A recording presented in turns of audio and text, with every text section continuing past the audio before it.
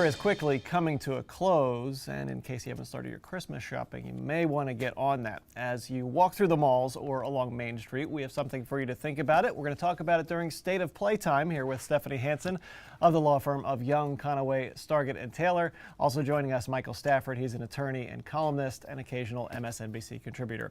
So I know we like to keep the topics about Delaware here on State of Play, but obviously this is our first State of Play with you guys since President-elect Trump was elected. So what do you think the impact his election will have here in Delaware? Are there specific things he brings to the White House that will have specific impact in the first state? Yeah, I tend to think so. I mean, education policy, environmental policy, there's a range of specific issues that impact state funding and what we're doing in our public schools and with respect to the environment. More broadly, I mean, my question is whether, just as we saw the Tea Party, sort of that right populist expression, insurgency, rising immediately after Obama's election in 2008, I wonder if a Trump administration is going to trigger something on the sort of the progressive populist side from the left, a Jacobin. I mean, I'm not sure what it would call itself or what it would look like, but I wonder if we're going to see almost a mirror image movement on the left. Yeah, I think that it really, I guess, kind of legitimizes, I guess is the word, the rural Republican folks in Kent and Sussex County in particular that have felt marginalized. And so I think really what we'll have now in Delaware is really more two distinct Republican camps. We've got the Republican camp that is like the former Tea Party, you know, folks in Kent and Sussex, and then we've got the sort of the Greenville Republicans. Right. And it's going to be the challenge of the Republican Party here in Delaware to bring those two groups together enough to start now, you know, winning some of the elections that they want to win. But they do seem energized. I think the flip side of that is it shocked the Democrats. It did. So maybe the Democrats that had been a little more complacent about, oh, Delaware is just a Democratic state, we don't have anything to worry about, will be a little more energized themselves. I think the Democratic Party, I mean, when we look at it as a national issue, it is a fatal mistake to let the Republicans capture the anti-establishment label. I mean, there needs to be a Democratic alternative, and you look at like Bernie Sanders, a few other people, Elizabeth Warren, but there needs to be a left populist alternative that challenges, you know, neoliberalism, that looks at like the Washington consensus on economic and tax and fiscal policy, military interventionism abroad. There's a real political space for that. So then back here specifically to what happened on election night, we have sort of an interesting hypothetical now set up because of what happened in Delaware on election night. Steve Tanzer of Delaware Liberal was here not too long ago, and he came up with an interesting scenario right after the election. The state Senate now sits 11-10 in favor of the Democrats. Senator Bethany Hall Long is now Lieutenant Governor-elect Hall Long and will be moving out. So there will be a special election. So we're sort of in a position where, for the first time in quite a long time, we could see the state Senate flip. You worked on Bethany Hall Long's campaign in some capacity.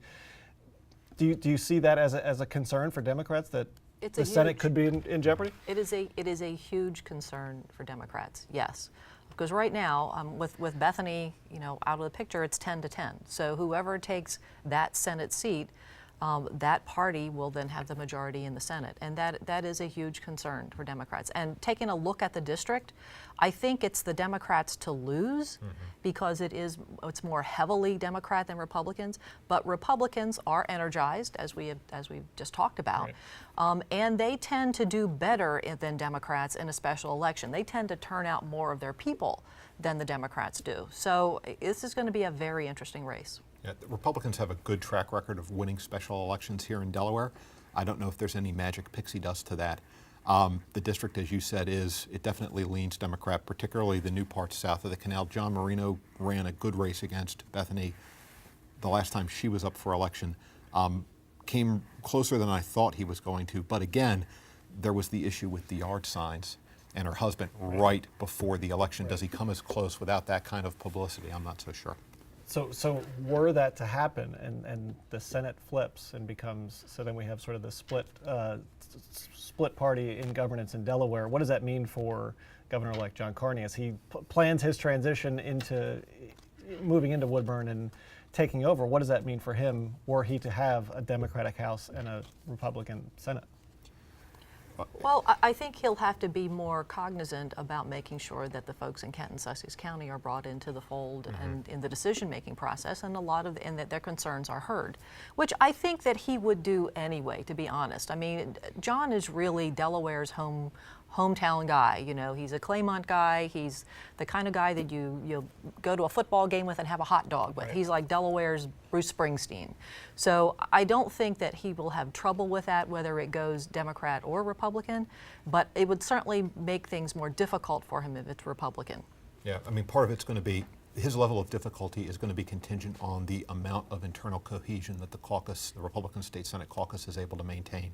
If I were John, I would be looking at opportunities to target and peel off some of the Newcastle County Republicans, not necessarily Greg Lavelle, but maybe like Kathy Cloutier, on issues where there's a gap between what their districts want and support and what some of the more fire-breathing conservative types from Sussex County or from Kent County are willing to support. And then finally, real quick, as he moves out of the governor's office after 8 years, career advice for Jack Markell? You see him popping back up again on a ballot somewhere or back in business? What do you think? Quick 10 seconds here. He really has his choice. He did a great job when he was governor. He's a very smart guy. You know, he could easily have. I don't see him running for something again. I don't get that feeling, but certainly in a position, either an appointed position in Washington or maybe even something, head of the University of Delaware. Who knows? I mean, he could be basically whatever he wants to be.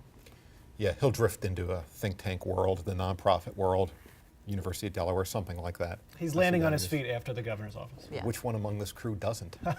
All right, we'll leave it there. Stephanie Hansen and Mike Stafford, thanks so much for being here, and have a great holiday season. Thank you. Thank you.